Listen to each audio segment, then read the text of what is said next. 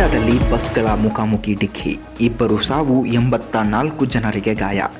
ಮಂಡ್ಯ ಜಿಲ್ಲೆಯ ಮಳವಳ್ಳಿ ತಾಲೂಕಿನ ಬಾಚಳ್ಳಿ ಹತ್ತಿರ 3 ಸರ್ಕಾರಿ ಬಸ್ಗಳು ಡಿಕ್ಕಿಯಾಗಿ ಒಂದು ಕೆಎಸ್ಆರ್ಟಿಸಿ ಹಾಗೂ 2 ಬಿಎಂಟಿಸಿ ಬಸ್ಗಳ ನಡುವೆ ಮುಖಾಮುಖಿಯಾಗಿ ಡಿಕ್ಕಿಯಾದ ಪರಿಣಾಮ ಇಬ್ಬರು ಸ್ಥಳದಲ್ಲೇ ಸಾವನ್ನಪ್ಪಿದ್ದಾರೆ ಹಾಗೂ 84 ಜನರಿಗೆ ಗಾಯಗಳಾಗಿವೆ. ಗಾಯಾಳುಗಳನ್ನು ಮಂಡ್ಯ ವೈದ್ಯಕೀಯ ಕಾಲೇಜು ಆಸ್ಪತ್ರೆಗೆ ದಾಖಲಿಸಲಾಗಿದ್ದು, ಕೆಲವರನ್ನ ಕೊಳ್ಳೇಗಾಲ ಮತ್ತು ಚಾಮರಾಜನಗರದ ಕಿಮ್ಸ್ ಆಸ್ಪತ್ರೆಗೆ ರವಾನಿಸಲಾಗಿದೆ. ಜಿಲ್ಲಾಧಿಕಾರಿ ಶಿಲ್ಪಾ ನಾಗ್ ಹಾಗೂ ಅಧಿಕಾರಿಗಳು ಆಸ್ಪತ್ರೆಗೆ ಭೇಟಿ ನೀಡಿ ಗಾಯಾಳುಗಳ ಸ್ಥಿತಿಯನ್ನು ವಿಚಾರಿಸಿದ್ದಾರೆ. ಸಾವಿಗೀಡಾದವರ ಕುಟುಂಬಗಳಿಗೆ ಸಾಂತ್ವನವನ್ನು ಸಲ್ಲಿಸಲಾಗಿದೆ.